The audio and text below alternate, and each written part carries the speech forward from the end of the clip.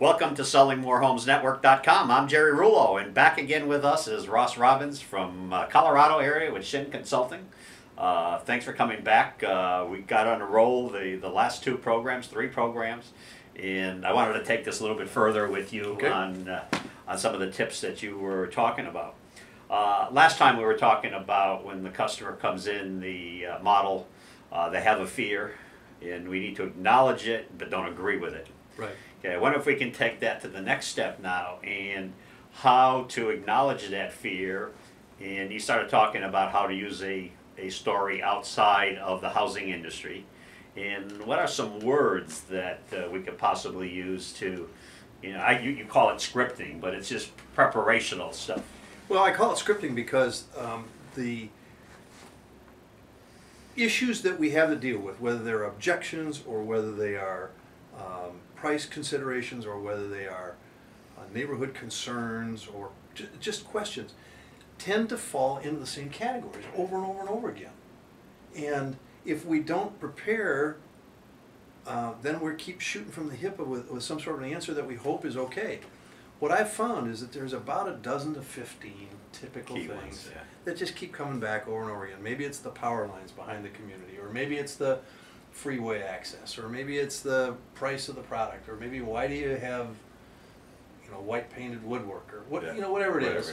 The things that keep creeping up And in your own community or in your own real estate practice, you keep coming up with these same things over and over again. And one of them we always get is price. Okay. So if you have those same questions and the same fears, the one that we were talking about last time was the fear of the marketplaces, that the media says that you shouldn't buy. It's not a good time to buy.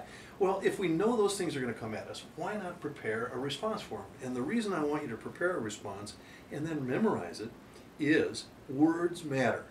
The way we say things matters. If I say to you, don't worry, Jerry, it's going to be okay, what do you do immediately? Start worrying. Well, not only that, but you go on defensive. Yeah. Who is he to tell me not to worry? Yeah. I mean, what does he know? What does he know? How, He's not in my shoes. He's not in my shoes. What we have to, the way we say things is so critical and matters so much that what we have to do is literally write out the issue that we have to deal with. Write it out in a sentence, the way that a customer would ask it. Okay. And phrase it the way you typically hear it. Write it down. Then just write down an answer. Then go back and take that answer you wrote and do two things. Edit it to shorten it, because most of our answers are way too long. Yeah. And the second thing to do is insert power words. The words that are emotional words that connect with people. Words like care, safe, important, Okay. Yeah. concern. All these things in your response, and deal with them. And then the third thing to do is then you rehearse it and rehearse it and rehearse it and rehearse it so that it just comes out naturally. And it isn't that you're speaking in a canned response. That doesn't work. We all know that. Right.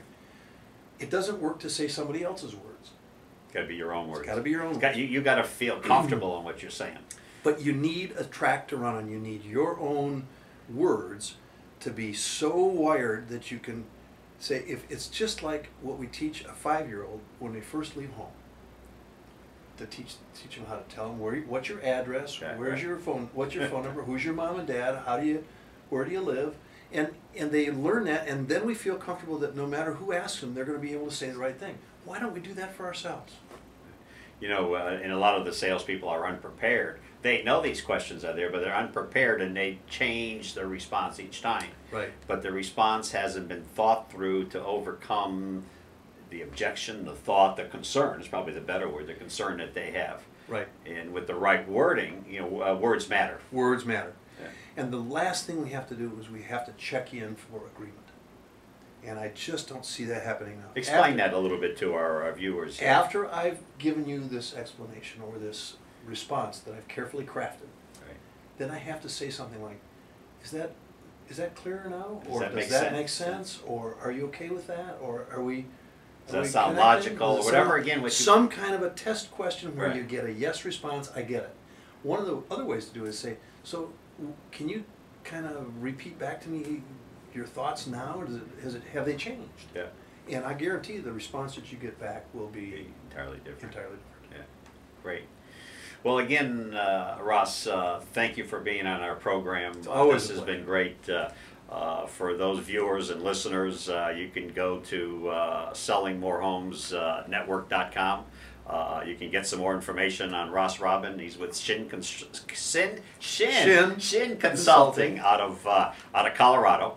And in fact, we have a great audio CD that you did for Right. us when we did a program in Minneapolis. I Yep. think it was earlier in the year, last year. May, I guess. Yeah, Yeah. and a lot of it with his program there talks about the overcoming the fears and making that sale. So once again, thanks for listening or watching the SellingMoreHomesNetwork.com. I'm Jerry Rulo, and thanks a lot again, Ross. My pleasure, Jerry.